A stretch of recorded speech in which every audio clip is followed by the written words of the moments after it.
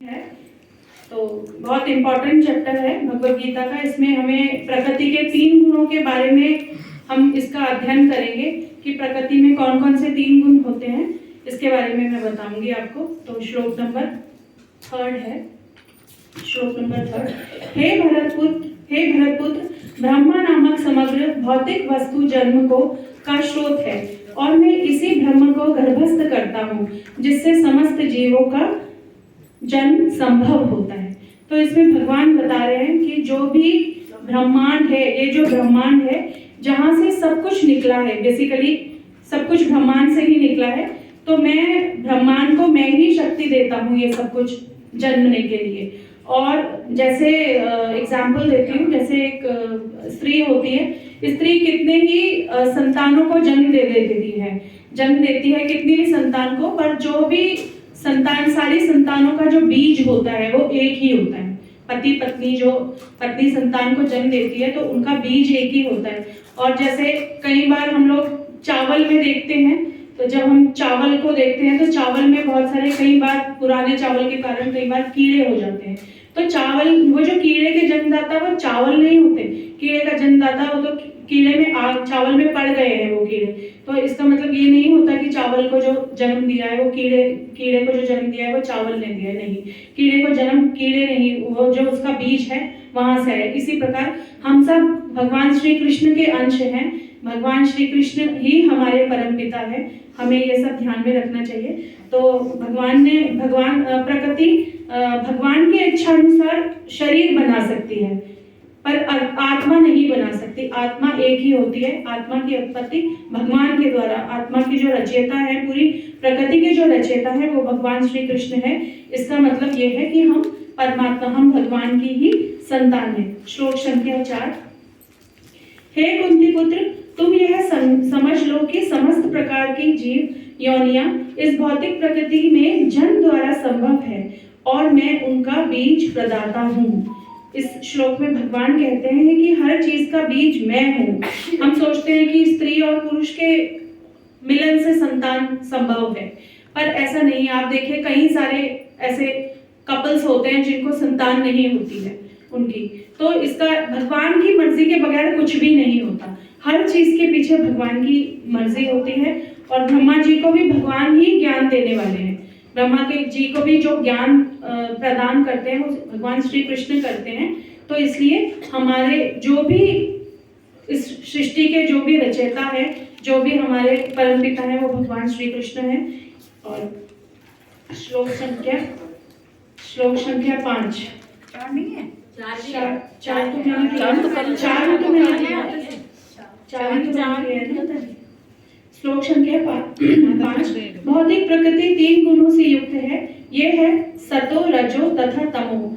हे महाबाहु अर्जुन, जब शाश्वत जीव प्रकृति के संसर्ग में आता है तो वह इन गुणों से बंध जाता है। तो भगवान इस श्लोक में भगवान बता रहे हैं कि 3 गुण प्रस्तुत कर रहे हैं भगवान। कौन कौन से गुण? सतोगुण, रजोगुण और तमोगुण।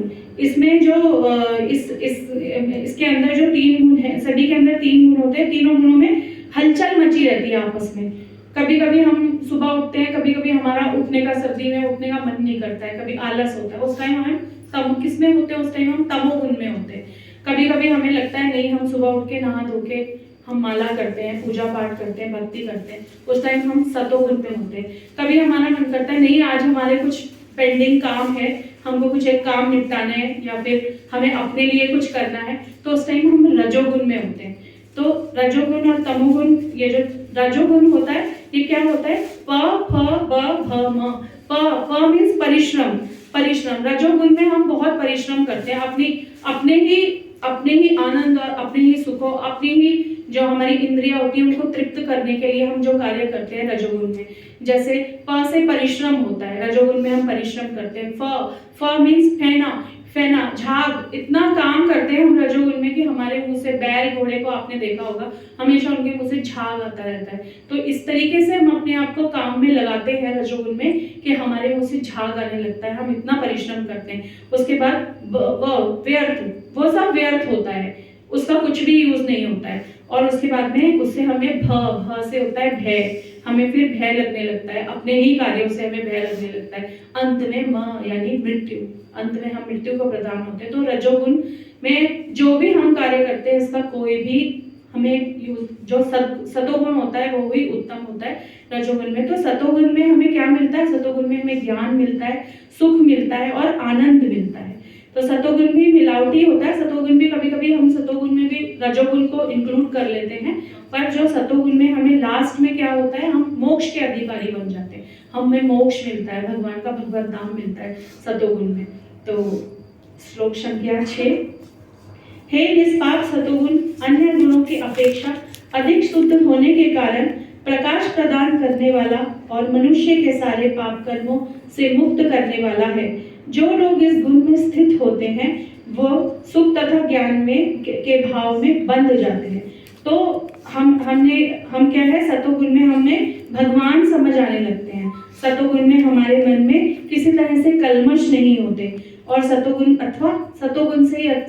मीन्स अथवा सात्विक क्या होता है? शुद्ध होता है। सतोगुण में हमें शुद्धता प्राप्त होती है और सतोगुण में हमें भक्ति प्राप्त होती है, इसलिए सतोगुण मीन्स है सतो मीन्स सात्विक।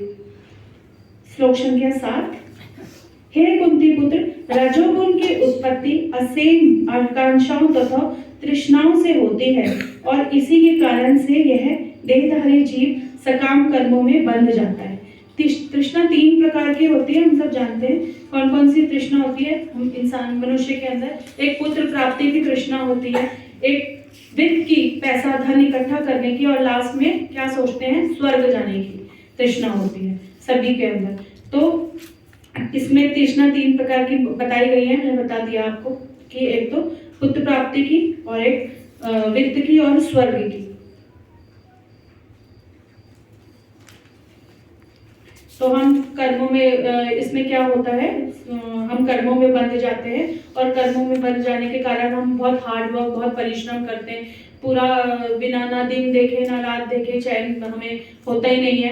हर तरीके से हमें एक ही चीज़ नज़र आता है कि हम अपने बच्चों के लिए कुछ कर सकें, बच्चों का भविष्य बना सकें और हम पैसा धन इकट्ठा कर सकें। और जब हम लास्ट में जब हम वृद्ध हो जाते हैं तो हमारा एक ही तृष्णा होती है हमारे अंदर कि हमें किसी तरीके से मोक्ष मिल जाए, स्वर्ग की प्राप्ति हो जाए हमें।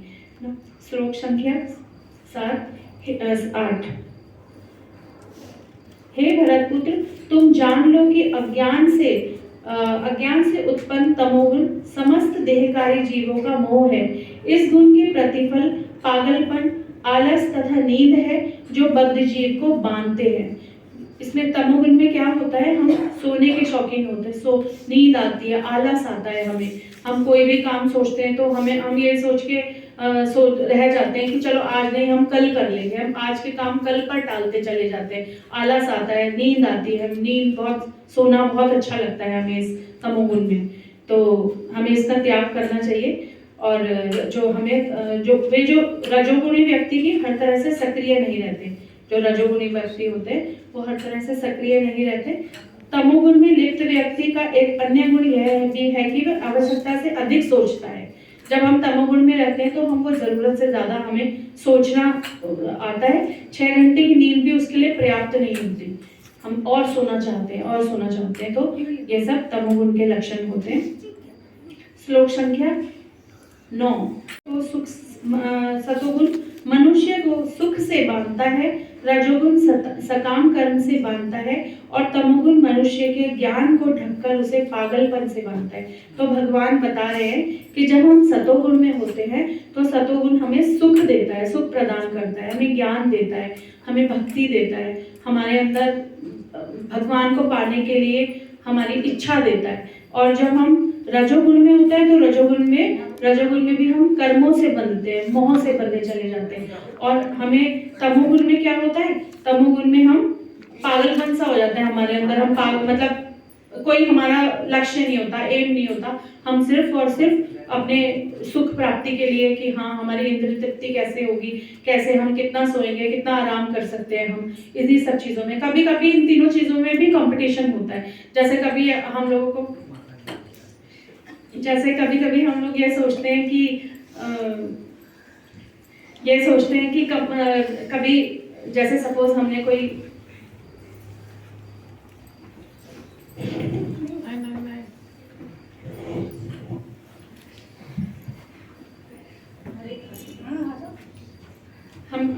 में कंपटीशन होता है।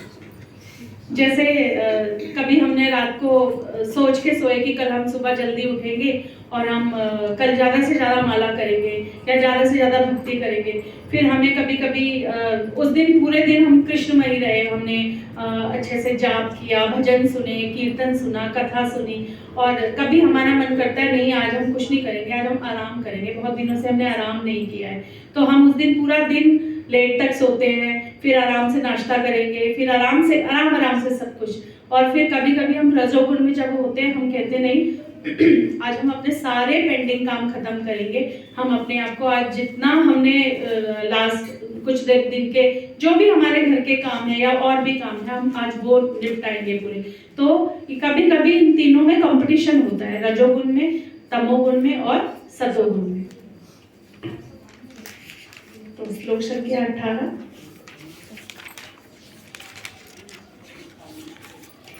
सतोगुणी व्यक्ति क्रमशः ऊपर उच्च लोकों को जाते हैं, रजोगुणी किसी पृथ्वी लोक में रह जाते हैं, और जो अत्यंत ग्रहित तमोगुण से स्थित हैं वो नीचे नर्क लोक में जाते हैं। तो क्या होता है जब हम सतोगुण में होते हैं, जब हम रजोगुण में रहते हैं, ज़्यादा हम रजोगुण को में रहते हैं तो हम पृथ्वी लोक में ही रह जाते हैं। हम लास्ट टाइम पे यही सब चीज़ें सोचते हैं और पूरी ज़िंदगी हम इन्हीं सब चीज़ों के बारे में सोचते रहते हैं और अपनी भक्ति में भी हम स्थिर नहीं हो पाते। तो हमें यहीं पे हम इसी 84 के चक्कर में हम फंसे रहते हैं। और अगर हम तमोगुण में होते हैं तो तमोगुण में हमें नर्क प्राप्ति होती है क्योंकि हमने अपने कुछ किया ही नहीं। और अगर सतोगुण में होते हैं तो सतोगुण में अगर हम अपना जीवन व्यतीत करते हैं, हम गुरु की शरण लेते हैं, हम भगवान की भक्ति करते हैं, हम अपना जो भी है जप है, जो भी काम करते हैं भगवान की सिर्फ और सिर्फ भगवान की प्रसन्नता के लिए करते हैं, तो हमें उच्च लोकों की प्राप्ति होती है, मतलब भगवान का भगवत धाम मिलता है हमें। तो हमारे लिए सबसे अच्छा सतोगुण ही रहेगा। श्लोक संख्या 20।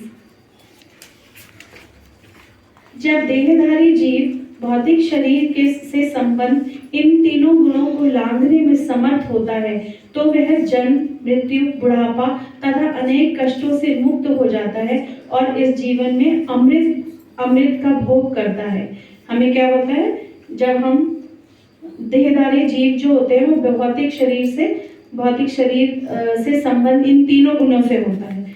जैसे यह श्लोक हमें बताता है कि हमें किसी भी गुण में अधिक लुप्त नहीं रहना है, बहुत ज्यादा हमें किसी भी गुण में ज्यादा लुप्त नहीं रहना है, क्योंकि हमें क्या करना है, हमें तीनों गुणों से ऊपर उठकर भक्ति को अपनाना है।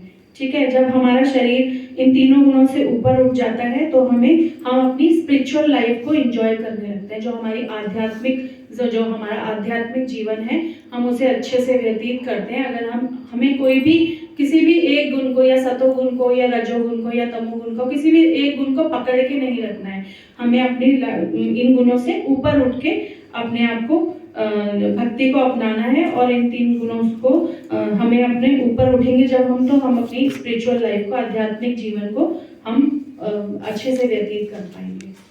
श्लोक संख्या 22, 23, 24 और 25 एक ही में है।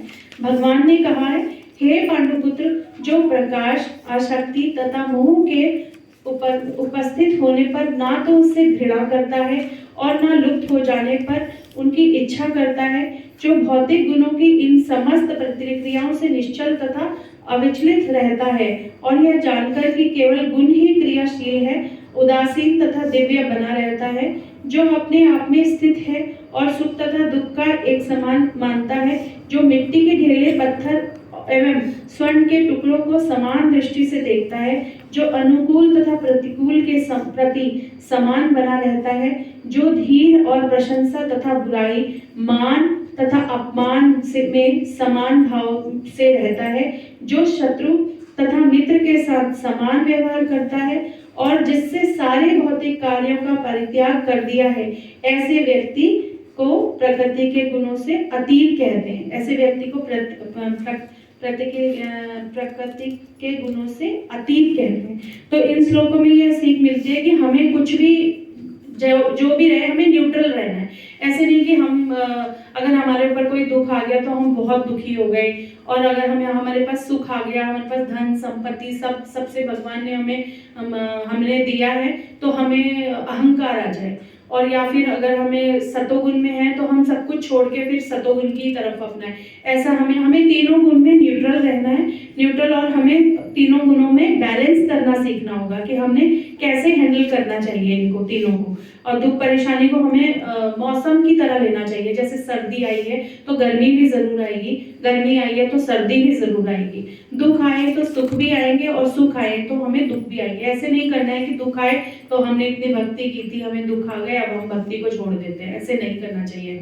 हमें इन तीनों गुणों को बैलेंस करना होगा, और हमें अपनी भक्ति को फोकस करना होगा, और बाकी सबको पीछे धकेलकर हमें भक्ति को ही आगे, अपना भक्ति को ही महत्व देना होगा। तो श्लोक संख्या 36।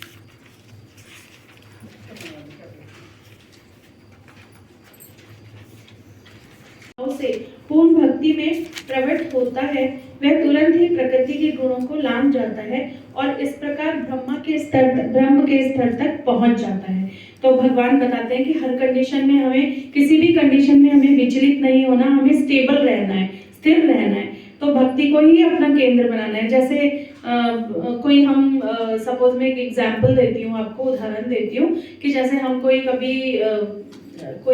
फ्रिज या टीवी कुछ लेके आते हैं हम लोग, और हमारे घर में कभी वोल्टेज कम हो रही है, कभी ज्यादा हो रही है, तो हम उसके लिए एक स्टेबलाइजर लेते हैं ना, ताकि जो हमारी जो इलेक्ट्रिसिटी की सप्लाई है वो स्टेबल रहे, ना कभी कम हो ना कभी ज्यादा हो, इससे बैलेंस रहे।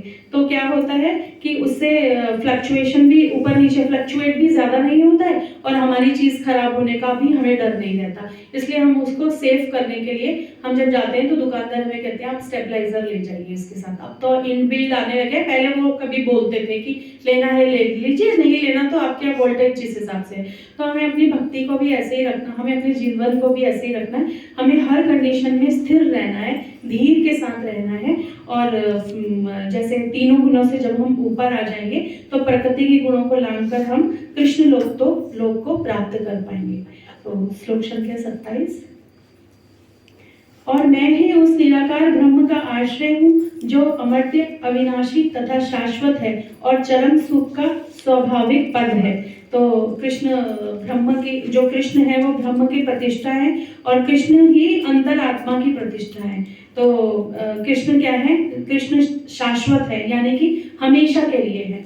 कृष्ण भगवान ही हम कृष्ण भगवान के ही अंश हैं, और कृष्ण अखंड आनंद जो हमें चाहिए वो हम कहाँ से आए हैं, हम लोग कहाँ जाएंगे, और किस चीज के लिए हमें कहाँ से हम आए हैं, कहाँ जाएंगे। अगर हम इस क्वेश्चन का आंसर चाहते हैं तो हमें कृष्णमयी बनना पड़ेगा।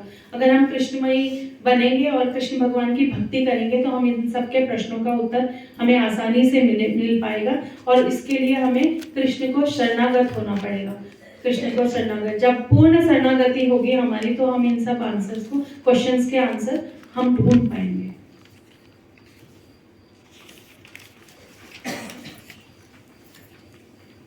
अध्याय 15।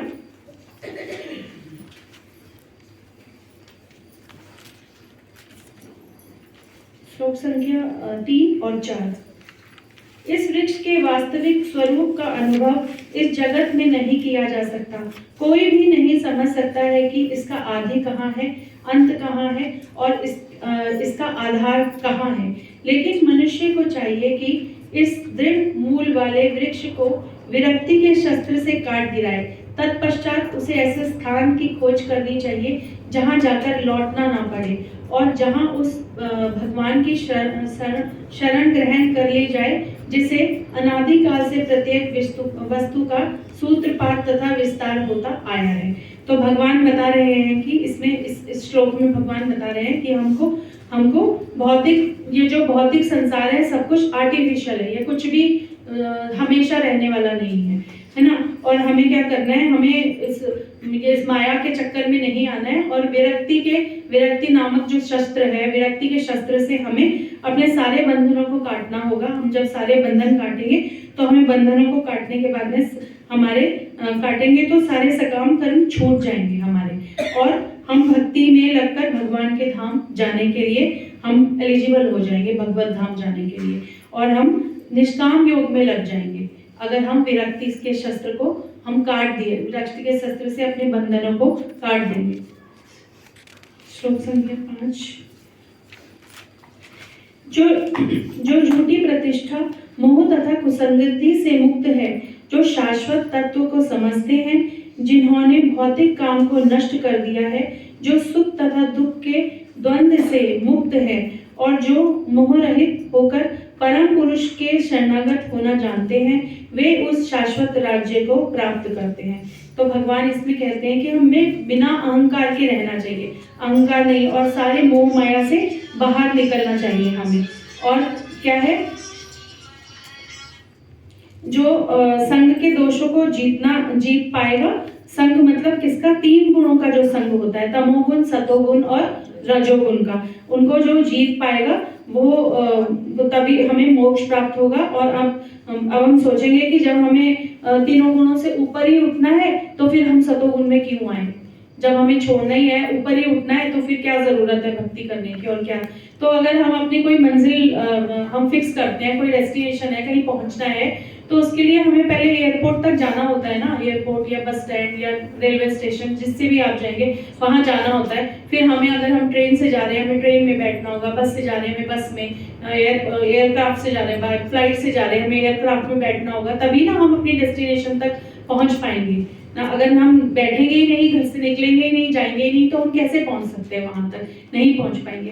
तो अगर हम 3 गुणों से ऊपर, अगर हम सतोगुण में आएंगे ही नहीं, तो हम भक्ति को जान ही नहीं पाएंगे कि भक्ति है क्या। तो हमें सतोगुण में ज्यादा से ज्यादा स्थिर होना चाहिए, और तभी हम भगवत धाम तक पहुंच पाएंगे। अगर हम अपने गोल को सेट करके, हम अपनी भक्ति को सेट करके अपना जो गोल है वो भगवत धाम बनाएंगे, तो सतोगुण से हमें भक्ति प्राप्त होगी, और हमें पता चलेगा कि हमें अपना जो भगवत धाम की प्राप्ति है, हमें भगवान को कैसे प्राप्त करना है।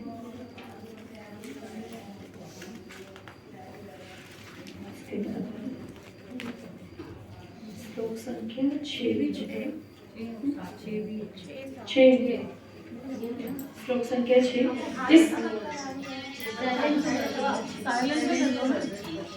भगवत धाम के बारे में बताया है, नहीं तो भगवत धाम में क्या क्या है उसमें बताया है भगवान ने बताया है कि ना ही सूर्य है वहां पे, ना ही चंद्र है, ना ही वायु है, ना ही अग्नि है। जो सूर्य, चंद्र और जो कुछ भी वहां पे प्रकाशित है वो भगवान के तेज से ही प्रकाशित है। भगवान में इतना तेज है कि वो पूरा जो गोलोक धाम है वो भगवान के तेज से ही प्रकाशित है। तो भगवान, और जो भगवान के धाम में प्रज्वलित है वो सिर्फ भगवान के तेज से प्रज्वलित है। वहां पे ये लाइट वाइट, सूर्य, चंद्रमा, इन सब चीजों ये नहीं है, इनकी प्रेजेंस नहीं है। तो भगवान को तो छोड़िए, जो वहाँ पे भक्त है, जो लोग हैं, वह उनके शरीर भी इतने ज्यादा तेजोमय है कि उनके शरीर में भी एक अलग सा तेज है। तो इसलिए हमें भौतिक जगत से छूटकर हमें कोशिश करनी चाहिए कि हम भगवत धाम को प्राप्त करें। ममेवांशो जीवलोके जीवभूते सनातन मम षष्ठानि इंद्राणि प्रकृतिस्थानि कर्षति। इस बद्ध जगत में सारे जीव मेरे शाश्वत अंश हैं। बद्ध जीव के कारण वे 6 इंद्रियों से घोर संघर्ष कर रहे हैं, जिसमें मन भी सम्मिलित है। तो भगवान इस जगत के अकेले स्वामी है। भगवान श्री कृष्ण इस पूरे जगत के अकेले स्वामी हैं। हमें पूर्ण रूप से भगवान के अंश हैं, और सनातन काल तक हम भगवान के अंश ही रहेंगे। तो हमारे स्वामी जो है वो श्री कृष्ण है। अगर ये हम मान लें कि हमारे स्वामी भगवान ही है, तो हमें परम आनंद की प्राप्ति होगी, अगर हम भगवान को अपना स्वामी मान लें। और ये 6 इंद्रियां जो घोर संघर्ष कर रही है, कभी कभी हम इंद्रियों के कारण हम जिस कारण सो भी नहीं पा रहे, कभी कभी हम सोते हुए भी कभी हमको गर्मी लगती है, कभी सर्दी लगती है, कोई भी हम कहीं से भी हम आनंद नहीं ले पा रहे हैं।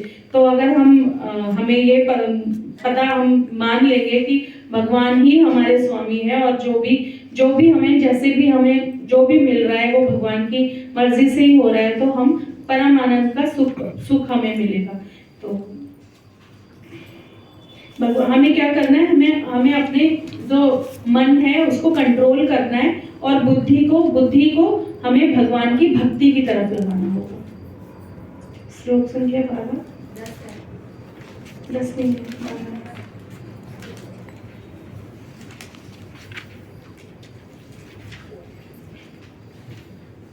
सूर्य का तेज जो सारे विश्व के अंधकार को दूर करता है मुझसे ही निकला है।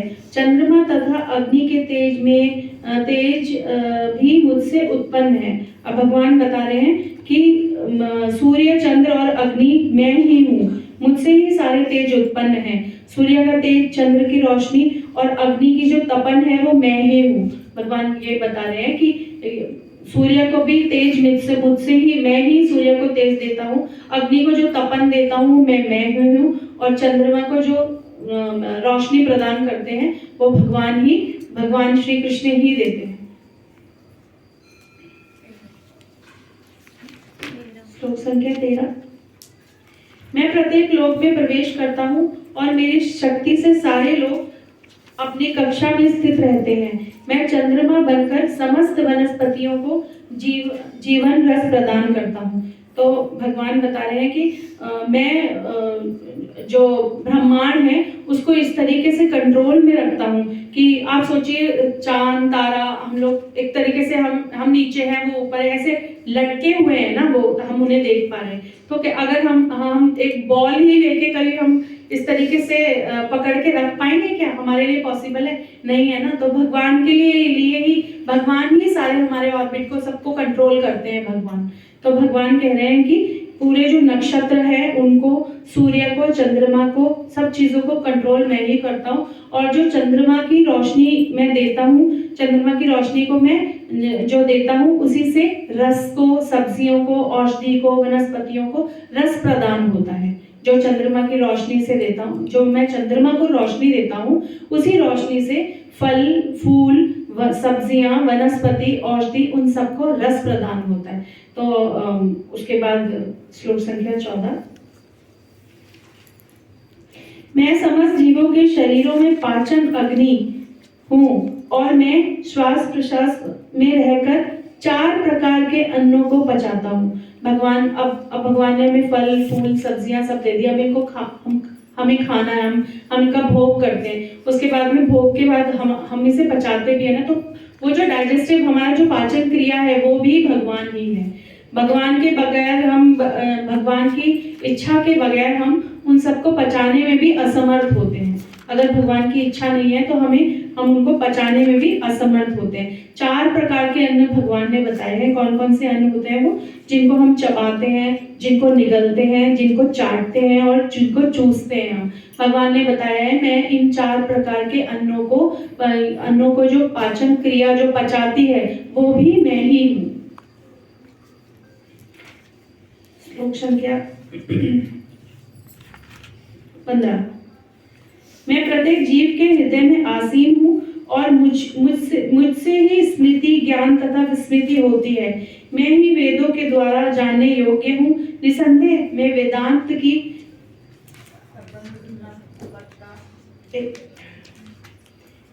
की संकलन करता तथा समस्त वेदों को जानने वाला हूँ। भगवान बता रहे हैं कि भगवान ही हमें स्मृति देते हैं। भगवान ही हमें देखिए, कई बार हम बहुत सारी चीजों को याद करते हैं, उन्हें ही भूल जाते हैं। तो अगर स्मृति हमारे कंट्रोल में होती है तो हम क्यों भूल जाते हैं उन सब चीजों को? ऐसे नहीं। तो भगवान ही हमें स्मृति है, भगवान ही हमें वो सारी शक्तियां प्रदान करते हैं जिससे हम कुछ चीजें याद रखते हैं, कुछ चीजें हम भूलते हैं। भगवान के बगैर हम एक शब्द भी याद नहीं कर पाएंगे। और श्री कृष्ण ही है वो जो हमें स्मृति देते हैं, ज्ञान देते हैं। भगवान ही हमें ज्ञान देते हैं। और भगवान के जानने के लिए जो वेद हम पढ़ते हैं, उन वेदों को जानने वाले भी श्री कृष्ण ही हैं। तो आप सोचिए कि हमारे किसी भी कार्य को अगर हम भगवान के इन्वॉल्वमेंट के बगैर करते हैं तो वो काम हम कभी भी नहीं कर पाएंगे। आप कोई भी काम सोच के देख लीजिए, एक इच्छा छोड़ के। अगर हमारी इच्छा सतोगुणी होगी तो हम वो इच्छा अपनी इच्छा यही कर पाएंगे कि हम भगवत धाम को, या हमें भगवान का प्रेम प्राप्त हो, या हमें भगवत धाम मिले, हमें मोक्ष मिले, मुक्ति मिले। अगर इच्छा हमारी ऐसी होगी तो हमारा कल्याण होगा। अगर हमारी इच्छा ये होगी कि नहीं हमें ये मिले, वो मिले, धन मिले और मान मिले, सम्मान मिले, भोग विलास मिले, तो हम फिर तमोगुण की तरफ, हम नरक में ही जाएंगे। और अगर हमारी इच्छा ये होगी कि नहीं हमें भगवत धाम की प्राप्ति हो, हमें भगवान का प्रेम प्राप्त हो, हमें भक्तों का संग प्राप्त हो, हमें भक्ति प्राप्त हो, तो हम सतोगुणी होंगे। और हमारा उसके बाद जब अगर हम सतोगुणी होंगे तो हमारा उद्धार निश्चित है। इसलिए हम सबको गुरु की शरण लेनी चाहिए, ताकि गुरु हमें भगवत धाम तक मदद करेंगे हमारी ले जाने में। हमारे गुरु, हमारी इतनी वो नहीं है कि हम कृष्ण को समझ पाए, वो ही हमें समझाएंगे।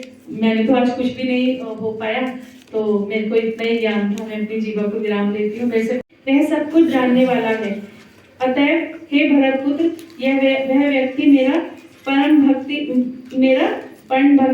में पूर्ण भक्ति में रत होता है।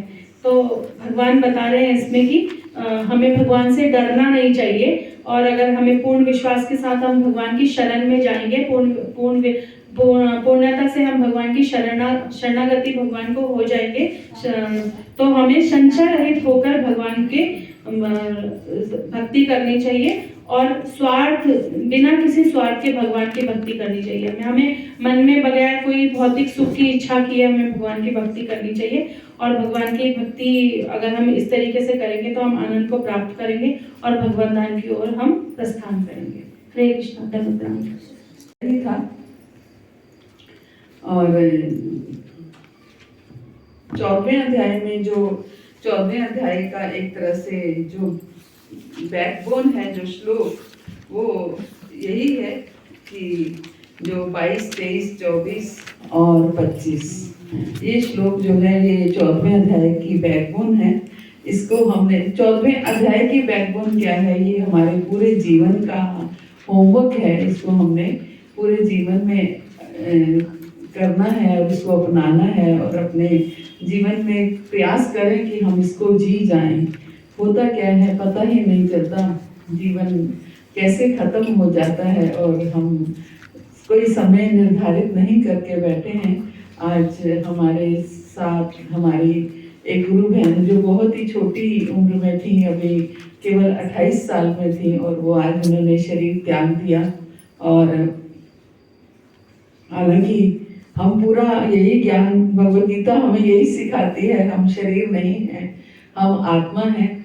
जब आती अपने ऊपर है तब समझ में आती है कि क्या आसक्ति होती है और क्या शरीर और आत्मा का भेद होता है। तो लेकिन फिर भी बहुत अच्छा, भगवान की बहुत कृपा ये रही कि वो एक छोटी सी उम्र में भक्ति करके गई, दीक्षा भी ली और प्रचार भी सुंदर कर रही थी। और ना जाने क्या जो भी उनका था, जो भी वो कहते हैं ना, निश्चित जब जन्म होता है तो मृत्यु की तिथि पहले ही निश्चित हो जाती है। तो उनकी तिथि निश्चित थी, और ये समय, और हम सबको भी पता नहीं है, उनको भी पता नहीं था कि कौन सी तिथि निश्चित है। इसलिए भगवान की कृपा ये हुई कि देखिए कितनी इस उम्र में, नहीं तो 28 साल की उम्र में तो बच्चे अभी शादी विवाह भी नहीं होते हैं, और अपने धूम में होते हैं, कुछ भी वो है ना, उन्होंने सब कुछ कर लिया। बस दुख है छोटी सी बच्ची जो वो छोड़ के गई हैं, कि वो, चलिए उसका भी भगवान, सबके सहारे भगवान है, भगवान ही करते हैं। वो इंसान सोचता है कि हम करते हैं, लेकिन जाने वाले का दुख इसलिए होता है कि जिसके साथ जितना जितना प्रेम होता है, जितना जितनी आसक्ति होती है, उतना उतना दुख होता है, और होना भी चाहिए, क्योंकि ये संसार है। अगर संसार से हम आपस में हमारा प्रेम नहीं होगा तो भगवान से कैसे प्रेम कर पाएंगे। तो बस हम सब मिलकर भगवान से प्रार्थना कर सकते हैं कि भगवान उन्हें अपने चरणों में स्थान दे और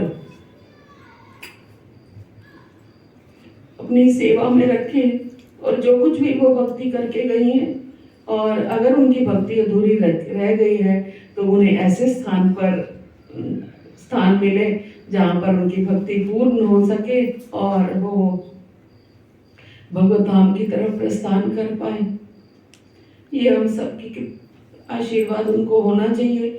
और हम सब उनके लिए बहुत प्रार्थना करते हैं।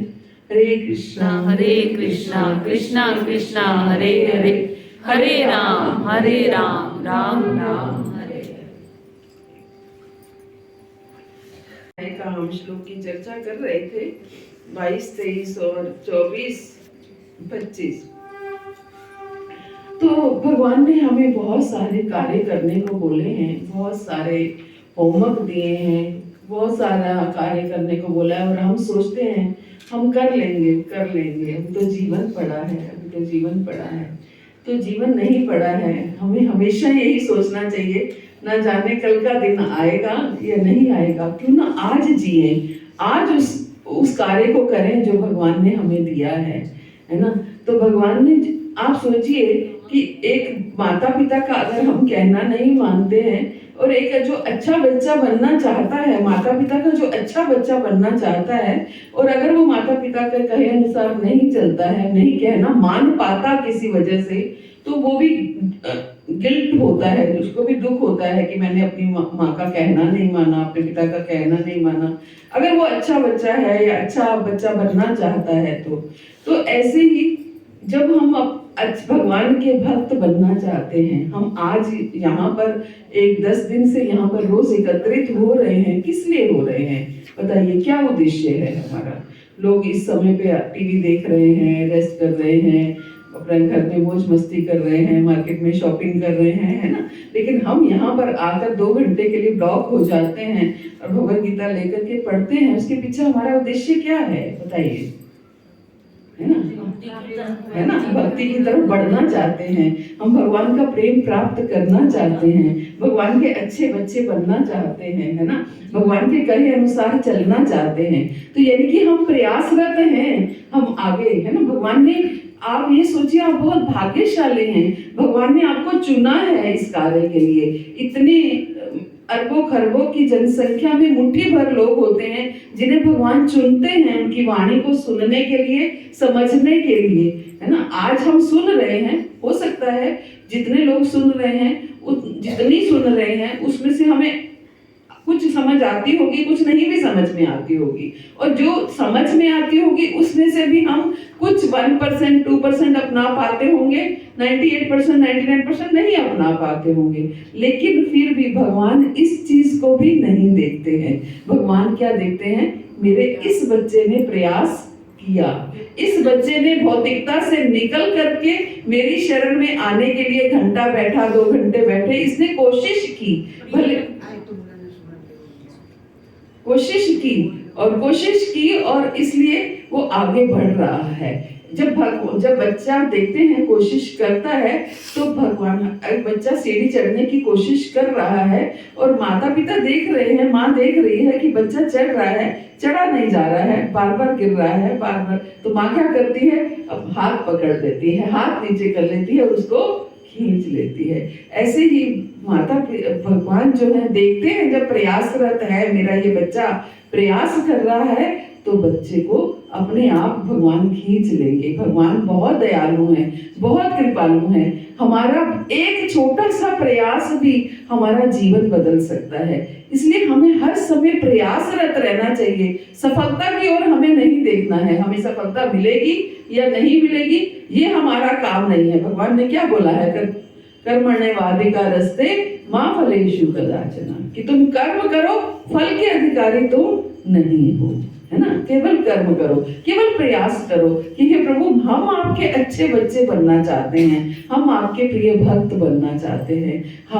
मैं ये चाहता हूँ मेरी गिनती आपके भक्तों में हो, है ना, मेरी गिनती आपके भक्तों में हो। कहते हैं ना, जो प्रहलाद सुदामा ने तोड़ी, शुकदेव ने निर्मल की निज दरिया, शुकदेव ने निर्मल की,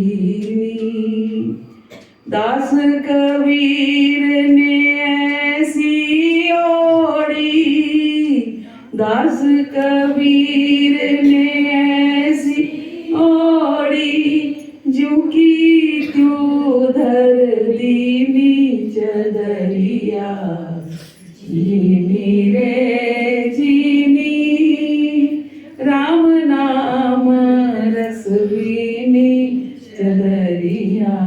जीनी रे जीनी। आज भी ध्रुव, प्रहलाद, सुदामा, कबीर, इन सब के नाम गाए जा रहे हैं। किस लिए?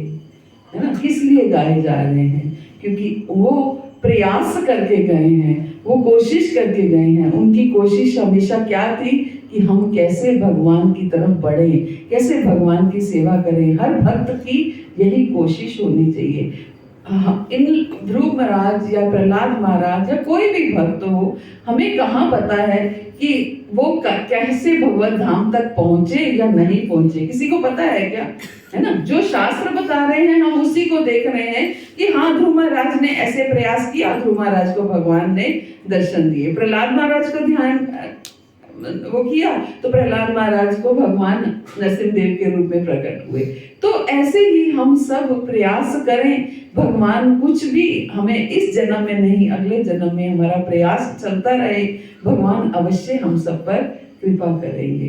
तो ये जो 22, 23, 24, 25 श्लोक हैं, तो भगवान उसमें क्या कह रहे हैं कि जो प्रकाश आसक्ति तथा मोह के उपस्थित होने पर ना तो उनसे घृणा करता है और ना लुप्त हो जाने पर उनकी इच्छा करता है। क्या? जो प्रकाश आसक्ति तथा मोह के उपस्थित होने पर ना उनसे घृणा करता है और ना लुप्त हो जाने पर उनकी इच्छा करता है। आसक्ति अगर होती है, मोह होता है किसी से, तो उससे ये भी नहीं कि घृणा करता है, वो उसी में से भगवत प्रेम निकाल लेता है। आज अगर संसार में हमारी आसक्ति ना होती, संसार से प्रेम ना होता, तो हम भगवान से भी प्रेम नहीं कर पाते। आप देखिए, जिसका संसार से प्रेम हुआ वही भगवान से प्रेम कर पाया, क्योंकि प्रेम को प्रयोग करना आया, है ना। तो इसका संसार से अगर प्रेम है तो उससे हमें घृणा नहीं करनी है, उसको क्या करना है? कन्वर्ट करना है। उस प्रेम को भगवान की सेवा में लगाना है, भगवान से प्रेम करने में लगाना है। क्योंकि भगवान ने जो प्रेम की प्रोग्रामिंग किए है हमारे अंदर, हर जीव के अंदर भगवान ने प्रेम डाला है ना।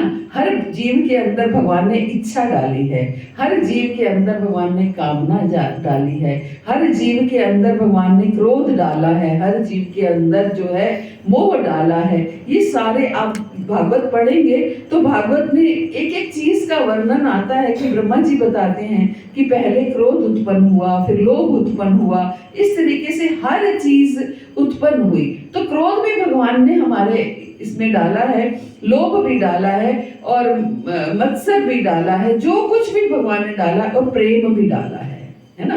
प्रेम भी डाला है, काम भी डाला है, काम, क्रोध, लोभ, मोह, ये सब भगवान ने हमारे भीतर डाले हैं। लेकिन वो होता क्या है, भगवान ने जिसके लिए डाला, हमने उसको उसके लिए प्रयोग नहीं किया, है ना। हमने उसको दूसरी चीज के लिए प्रयोग कर लिया। गलती हम ये कर बैठे, संसार में आए, भगवान ने काम डाला, मतलब कामनाएं डाली, इच्छाएं डाली। किस लिए डाली? कि हम इच्छा करें कि भगवान से, भगवान के नाम का भजन करें, भगवान की सेवा करें, भगवान के भक्तों का संग करें, भगवान के भक्तों की सेवा करें। ये हमारी इच्छा होनी चाहिए। ज्यादा से ज्यादा दान करें, ज्यादा से ज्यादा अध्ययन करें, ज्यादा से ज्यादा श्रवण करें, ये इच्छा होनी चाहिए कि हम आध्यात्मिकता की तरफ बढ़े, ये हमारी इच्छा होनी चाहिए। लेकिन हमने इस इच्छा को कहाँ ये प्रयोग कर लिया कि हम धनी बन जाए, हमारे पास ज्यादा धन हो, ज्यादा हमारे बच्चे वेल सेटल हो जाएं, बच्चों के अच्छे विवाह हो जाएं, हमारी बहू अच्छी आ जाए, पोता हो जाए, बेटी हो जाए, बेटा, जो भी हमने भौतिक इच्छाओं में उन कामनाओं को का प्रयोग जो है वो वहां कर दिया, है ना। भगवान ने कामनाएं डाली, लेकिन कामनाएं किस लिए डाली? काम इस काम इच्छा, हम उसमें काम वासनाएं भी आ सकती हैं और भौतिक इच्छाएं भी आ सकती हैं, है ना। तो हमने, भगवान ने किस लिए डाली? कि हम भगवान की सेवा में उसे प्रयोग करें, लेकिन हमने उसको गलत तरीके से प्रयोग किया। भगवान ने क्रोध डाला हमारे अंदर, क्रोध किस लिए डाला? ताकि हम उन पे क्रोध कर पाए जो भगवान के विरुद्ध बोलते हैं, जो भक्तों के विरुद्ध बोलते हैं, जो भगवान के विरुद्ध, एक तरह से भगवान कहते हैं ना, जो मेरे शत्रु हैं, जो भगवान को क्रिटिसाइज करते हैं, जो भक्तों को क्रिटिसाइज करते हैं, तो हम उन पर क्रोध कर सकते हैं। भगवान ने क्रोध इसलिए डाला हमारे भीतर, लेकिन हमने क्रोध को कहाँ प्रयोग किया? भौतिक जगह पे प्रयोग किया, है ना, भौतिक लोगों पे प्रयोग किया। भगवान ने लोभ किस लिए डाला हमारे अंदर?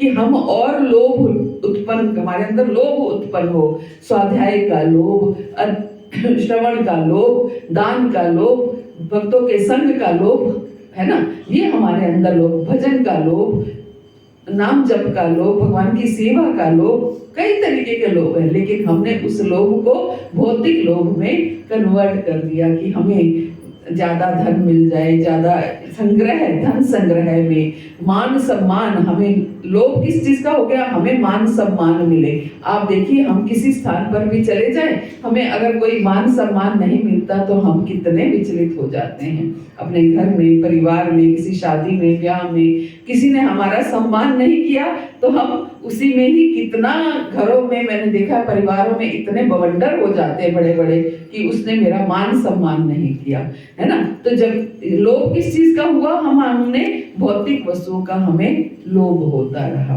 और मोह, हम भगवान ने मोह की प्रोग्रामिंग की, किस लिए की? ताकि हमें भगवान से मोह हो, भगवान के भक्तों से मोह हो। लेकिन हमने मोह किया भौतिक वस्तुओं से, है ना, भौतिक संबंधों से मोह किया। यहाँ हम गलती कर बैठे। और मद, मत्सर, मद, अहंकार, है ना, अहंकार। हमें एक मिथ्या अहंकार और शुद्ध अहंकार, दो तरह के अहंकार भगवान ने बनाए। भगवान ने शुद्ध अहंकार करने को बोला। शुद्ध अहंकार क्या है? कि जीवेर स्वरूप होए कृष्ण नित्य दास। हम भगवान के दास हैं, हम कृष्ण के दास हैं, इस चीज का हमें अहंकार हो। हम भगवान के दास हैं, हम अपने गुरु के शिष्य हैं, इस चीज का हमें अहंकार हो। लेकिन हमने अहंकार किया कि हम इस पोस्ट पर हैं, हम डॉक्टर हैं, हम इंजीनियर हैं, हम इतने धनी हैं, इतने, इस चीज का हमने अहंकार किया। हम बहुत ज्ञानी हो गए, भक्त बन गए तो हम बहुत ज्ञानी हो गए, हमने ये शास्त्र पढ़ लिया, वो शास्त्र पढ़ लिया, है ना। तो हमने अहंकार का भी मिस यूज कर लिया। तो काम, क्रोध, लोभ, मोह, मद और मत्सर, मत्सर मीन्स ईर्ष्या, है ना। ईर्ष्या भगवान ने डाली, किस लिए डाली? ईर्ष्या भगवान ने, केवल ईर्ष्या ही ऐसा अवगुण है जो हमने कभी कभी भगवान के लिए प्रयोग नहीं कर पाए। ईर्ष्या स्वतः उत्पन्न हो गई, है ना, ईर्ष्या स्वतः उत्पन्न हो गई। ईर्ष्या अपने आप संसार में जब आए तो ईर्ष्या हमारे साथ साथ चली। भगवान ने ये बताया कि जिस दिन ये ईर्ष्या समाप्त हो जाएगी उस दिन तुम मेरे पास आ जाओगे। क्योंकि ईर्ष्या भगवान ने कब अपने प्रयोग के लिए नहीं डाली, इसलिए भगवान ने ईर्ष्या किस लिए डाली? कि जिस दिन ये ईर्ष्या समाप्त, बाकी कोई भी जो है विकार है वो समाप्त नहीं होगा, क्योंकि वो अगर भौतिक संसार के लिए प्रयोग नहीं होगा तो आध्यात्मिक के लिए भगवान ने डाला। लेकिन ईर्ष्या का आध्यात्मिक जगत में कोई स्थान नहीं है, इसलिए भगवान ने बोला जिस दिन आपकी ईर्ष्या समाप्त हो जाएगी उस दिन आप मेरे पास आ जाओगे। क्योंकि होता क्या है, चाहे हम भौतिक संसार में रहें वहां तो ईर्ष्या है ही, लेकिन आध्यात्मिक जगत में भी आ जाते हैं, वहां भी ईर्ष्या हम देखते हैं। जो क्या कहते हैं, शिशुपाल, है ना, शिशुपाल को कितनी ईर्ष्या कृष्ण से। आप ये, इसका अर्थ क्या है कि आध्यात्मिक जगत में भी भगवान से ईर्ष्या, भगवान के शत्रु बहुत थे। शिशुपाल को इतनी ईर्ष्या थी तभी भगवान ने 100 गाली तक उसको माफ कर दिया, है ना। तो ऐसे ही, ऐसा, इसका मतलब क्या है, जब तक ईर्ष्या समाप्त नहीं होगी तब तक हम भगवत धाम नहीं जा सकते। जब हम आध्यात्मिक जगत में भी आते हैं, भक्ति में भी आ जाते हैं, तो उस भक्त को, वो भक्त जो है वो आगे बढ़ गया, मैं पीछे रह गई, इस बात से ईर्ष्या। उसको सेवा ज्यादा मिल गई, मुझे कम मिली, इस बात से ईर्ष्या। उसको गुरु महाराज ज्यादा पसंद करते हैं, मुझे कम पसंद करते हैं, इस बात से ईर्ष्या। तो ईर्ष्या जो है ये इतनी बुरी होती है कि इसलिए भगवान ने ईर्ष्या एक ऐसा फैक्टर रखा कि ईर्ष्या जब समाप्त हो जाएगी तब तुम मेरे पास आ जाओगे। और साथ में भगवान ने क्या, इसलिए भगवान क्या कह रहे हैं यहाँ पर, आसक्ति और मोह के उपस्थित होने पर ना तो उसे घृणा करता है। घृणा नहीं करनी है, क्या करना है? कन्वर्ट कर देना है, चेंज कर देना है, उसको आध्यात्मिक उसमें प्रयोग करना है। और ना लुप्त हो जाने पर इसकी इच्छा करनी है। ये नहीं कि आज हमें जो है आसक्ति नहीं है परिवार से तो हम उसकी इच्छा करने लगे। इच्छा भी नहीं करनी है। हो तो घृणा नहीं करनी, नहीं है तो इच्छा नहीं करनी। और ना लुप्त हो जाने पर इसकी इच्छा करता है, जो भौतिक गुणों की इन समस्त प्रतिक्रियाओं से निश्चल और अविचलित रहता है।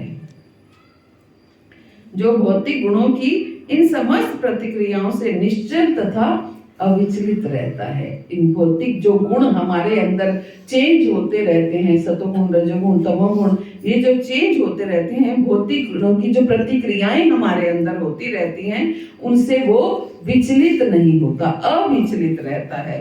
और ये जानकर कि केवल गुण ही क्रियाशील है। हम सब जानते हैं कि गुण ही क्रियाशील हैं, गुण ही हमसे सारे कार्य कराते हैं। लेकिन कभी जब कुछ ऐसा होता है तो मन में उस समय भाव आता है कि ये गुण करा रहे हैं, नहीं आता। सोचिए, जब हम सब कुछ जानते हैं तो भी नहीं आता, तो जो लोग जानते नहीं हैं उनके मन में कैसे आता होगा, है ना? कैसे आता होगा? तो इसलिए इस बात को हमें याद रखना है, समझना है और प्रयास करें कि जो कुछ करें वो भगवान की प्रसन्नता के लिए करें। बस एक यही बात को अगर हम पकड़ लें, गांठ बांध लें कि हम जो कुछ करें वो भगवान की प्रसन्नता के लिए करें, तो ये गुण क्रियाशील नहीं हो पाएंगे। हम धीरे धीरे अपने आप, माता जी ने बहुत सुंदर उदाहरण दिया इस चीज का कि सतोगुण क्या है। वो हम एयरपोर्ट पहुंच गए हैं, प्लेन में बैठ गए हैं, तो अब भगवत धाम पहुंच ही जाएंगे। लेकिन प्लेन में बैठकर भी अगर मान लो अगर सतोगुण में ही हम लिप्त रहे तो प्लेन में ही बैठे रह जाएंगे, फिर हम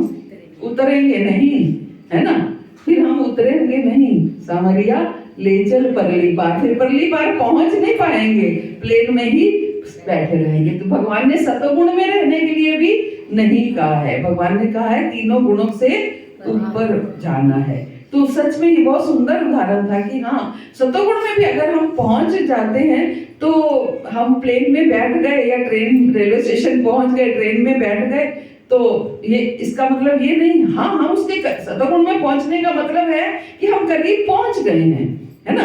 भगवत धाम के करीब पहुंच गए। हम कहते हैं ना, अब बैठ ही गए, हमें कहीं जाने का डाइसी हो रहा है, जाएंगे नहीं जाएंगे, जाएंगे नहीं जाएंगे। जब घर से चल पड़ते हैं, रेलवे स्टेशन पहुंच जाते हैं, ट्रेन में बैठे, अब तो पहुंच, चले आ ही गए, अब तो चल पहुंच ही जाएंगे, ये आश्वासन हो जाता है कि अब तो पहुंच ही गए। लेकिन ट्रेन में ही कुछ ऐसा हो जाता है कि हम नहीं पहुंच पाते हैं, है ना? तो इसका मतलब क्या है?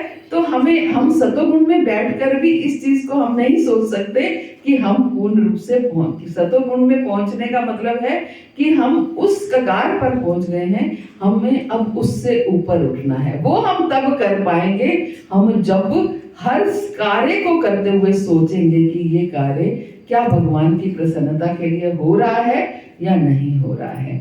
हमारी भावना कब शुद्ध होगी, कैसे शुद्ध होगी, इसके लिए, इस कार्य के लिए हम हमेशा कार्यरत रहें, सरल बने, सरलता से रहें। कभी किसी के साथ छल कपट ये ना हो। छल कपट इन द सेंस, हमें किसी को भी नहीं, हर कोई यही कहेगा कि हम छल कपट नहीं करते हैं, हम तो किसी के साथ छल नहीं करते हैं, किसी के साथ किसी को धोखा नहीं देते हैं। लेकिन कभी देखिए, जाने अनजाने में हम छल कपट भी करते हैं। आप ये देखिए, कभी ऐसा लगता है कि हम दूसरों को दिखाते कुछ हो रहे हैं, अंदर से होता कुछ हो रहा है ना? तो ये क्या होता है? ये छल कपट ही है। छल कपट का मतलब ये नहीं है कि हम किसी को धोखा ही दे रहे हैं, कोई ऐसा चीज। छल कपट का मतलब है जो आप हैं भीतर से वो आप नहीं दिखा रहे हैं। अंदर से आपको क्रोध आ रहा है लेकिन बाहर से आप उसको नहीं दिखा रहे हैं। प्रयास क्या करना है कि जो जैसा आप बाहर से दिखा रहे हैं वैसा ही अंदर भी हो जाए, है ना? अंदर भी हो जाए वैसा भी। हमारा निर्मल मन जन सो मोहे पावा, मोहे कपट छल छिद्र ना भावा। भगवान कहते हैं मुझे निर्मल मन बहुत अच्छा लगता है, मुझे कपट और छल छिद्र ये पसंद नहीं आता है। तो हम प्रयास करें इसके लिए। बार बार हम जो ये शास्त्रों को पढ़ते हैं, सुनते हैं, इसका उद्देश्य यही होता है कि हम इसके लिए प्रयास करें। और भगवान आगे क्या कह रहे हैं कि ये जानकर केवल गुण ही क्रियाशील हैं, उदासीन और द्रिव्य बना रहता है, जो अपने आप में स्थित है और सुख दुख को एक समान मानता है, जो मिट्टी के ढेले, पत्थर एवं सोने के टुकड़े को समान दृष्टि से देखता है। कोई है ऐसा? मिट्टी के ढेले, पत्थर और सोने को एक समान दृष्टि से देखना है। इसका मतलब ये नहीं है कि हमने मिट्टी को, ढेले को उठा के लॉकर में रख देना है और सोने को निकाल के सड़क पर छोड़ देना है। कहने का अर्थ ये है कि हमें ये नहीं कि ऊंच नीच कुछ नहीं करनी है, सबको समान दृष्टि से समभाव देखना है ना, समभाव देखना है, जो अनुकूल तथा प्रतिकूल की प्रति समान बना रहता है। चाहे परिस्थिति अनुकूल हो चाहे प्रतिकूल हो, सब में समान बना रहना। हम कोई दुख आ जाए तो भी समान रहना, कोई सुख आ जाए तो भी समान रहना। और जो धीर है और प्रशंसा तथा बुराई, मान तथा अपमान में समान भाव रहता है। कोई हमारी प्रशंसा कर रहा है तो भी समभाव, कोई बुराई कर रहा है तो भी समभाव। कोई सुन ले किसी ने हमारे बारे में बुरा कह दिया, बस फिर देखो क्या होता है ना। कोई प्रशंसा कर दे फिर तो हम बहुत खुश हैं, हम चाहते हैं कि हम उसके ही नजदीक रहें। लेकिन होना क्या चाहिए? निंदक नियरे राखियो, हमें निंदक को अपने नियरे रखना है। मींस जो हमारी निंदा करे उसके हम पास रहें, वो हमारे पास रहे, ताकि हमें अपनी कमियां पता चलती रहे। लेकिन जहां किसी ने हमें हमारी कमी बताई वही हमारा शत्रु है। सच में सही है, असली में वो दोस्त है, असली में वो दोस्त है ना। तो जो धीर है और प्रशंसा तथा बुराई, मान तथा अपमान में समान भाव से रहता है, जो शत्रु तथा मित्र के समान व्यवहार करता है, के साथ समान व्यवहार करता है। चाहे कोई शत्रु हो चाहे कोई मित्र हो, उनके साथ समान व्यवहार करना। भगवान ने देखो कितनी बार इन बातों को दोहराया है। अभी पीछे भी हमने पढ़ा, और फिर भगवान बार बार इन बातों को दोहरा रहे हैं। भगवान ने कहीं पर ये नहीं कहा कि आप मेरा नाम लो, कहीं कहा भगवान ने? कहीं नहीं कहा। क्यों? और हम कहते हैं नाम लो। बहुत से लोग इस बात को प्रश्न कर सकते हैं कि आप तो कहते हो हरे कृष्ण महामंत्र का जप करो, और यहाँ तो भगवान ने कहीं नहीं कहा कि मेरे नाम का जप करो। भगवान ने तो केवल ये कार्य करने को बोला है, तो फिर कैसे? बताइए। जब हम ये कार्य करने लग जाएंगे तो अपने अंदर अपने आप भक्ति प्रेम अपने आप आ जाएगा। उल्टा, वैसा उल्टा कह रहे हो आप कि जब, क्योंकि ये कार्य हमारे बस का नहीं है करना। हमारे बस का है कि हमारी जो निंदा कर रहा है, जो प्रशंसा कर रहा है, हम उनको एक समान देखें, हम अच्छे बुरे को एक समान देखें, हम मित्र शत्रु को एक समान देखें। नहीं कर सकते। क्यों? क्योंकि हम शुद्ध नहीं हैं, है ना। क्योंकि जन्मों जन्मों की मैल है हमारे हृदय में। उस हृदय को साफ करने के लिए ही नाम जप किया जाता है।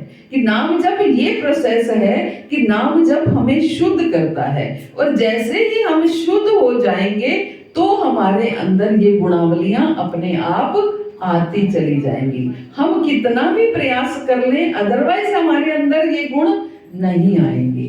जब तक भजन क्रिया नहीं होगी तब तक अनर्थों की निवृत्ति नहीं होगी। भजन होगा तो अनर्थ समाप्त होंगे, भजन नहीं होगा तो अनर्थ समाप्त नहीं होंगे, हमारा शुद्धिकरण नहीं होगा। नाम में ही इतनी शक्ति है जो हमें ये कार्य, हमसे ये कार्य करवा सकती है। भगवत कृपा तभी होगी, भगवान है ना। तो ये है वो, उसमें बहुत सुंदर वो है ना कि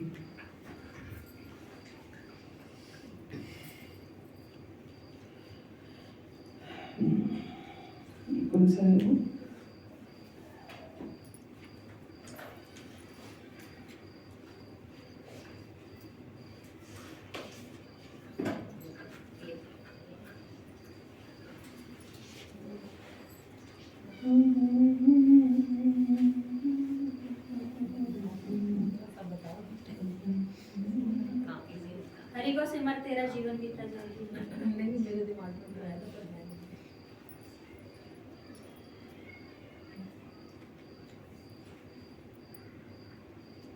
वो बोले कि साधन किए तूने क्या है। मैं बोला किसे तूने साधन से तारा। मैं बोला किसे तुमने साधन से तारा। पहले मैं मुझे याद नहीं नहीं। हाँ। कन्हैया को एक रोज रोकर पुकारा। कहाँ रोज रोकर पुकारा। कहाँ उनसे जैसा हूँ अब हूँ तुम्हारा। कहाँ उनसे जैसा हूँ अब हूँ तुम्हारा। इतने विकार हैं, ये मेरे साफ नहीं हो सकते। प्रभु जैसा हूँ वैसा अपना लो। भक्त और भगवान का संवाद है। वो बोले कि साधन किए तूने क्या है। क्या किया तूने जो तेरे को मैं अपना लूं। कोई नाम जप किया, कोई भजन किया, कोई भक्तों की सेवा की, भगवान की सेवा की, कोई लंगर किए, भंडारे किए, कोई दान किया, मंदिर बनवाया, क्या किया, है ना। वो बोले कि साधन किए तूने क्या है। मैं बोला कि से तूने साधन से तारा। मैं बोला कि से तूने साधन से तारा। मैं बोला कि से तूने साधन से तारा। वो बोले कि दुनिया में आकर किया कुछ। मैं बोला कि अब भेजना ना दोबारा। मैं बोला कि अब भेजना। क्या कह रहे हैं भगवान, तूने दुनिया में आकर किया क्या। तो भक्त कहता तो ठीक है ना, फिर भेजो ही मत। जब मैंने कुछ करना ही नहीं है दुनिया में आके, तो फिर मुझे अब दोबारा मत भेजना। वो बोले परेशान मैं तेरी बहस से। मैं बोला ये कह दो तू जीता मैं हारा। मैं बोला कि कह दो तू जीता मैं हारा। वो बोले कि जरिया तेरा क्या है मुझ तक। तो फिर कैसे पहुंचेगा मुझ तक। मैं बोला कि दृग बिंदु का है सहारा। ये नाम जप का सहारा, ये भक्तों का सहारा, ये भगवान की सेवा का सहारा मुझे है। मैंने साधन कोई नहीं किया, लेकिन दृग बिंदु क्या है, मेरे मन में लालसा है।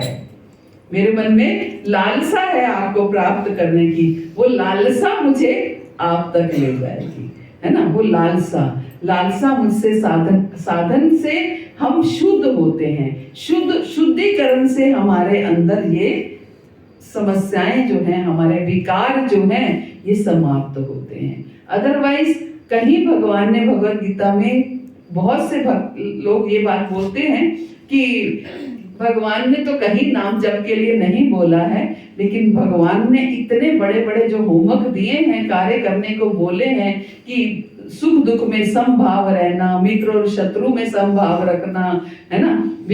ये विकार नहीं करना, काम क्रोध लोभ मोह मत्सर नहीं करना।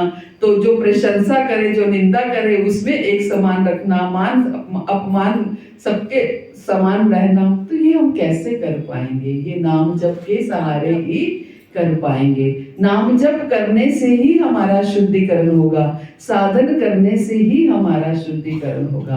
भले ही साधन ये नहीं, आप साधन, भगवान साधन से नहीं तारते हैं, लेकिन हम साधन क्यों कर रहे हैं, क्योंकि हमें ऐसा बनना है।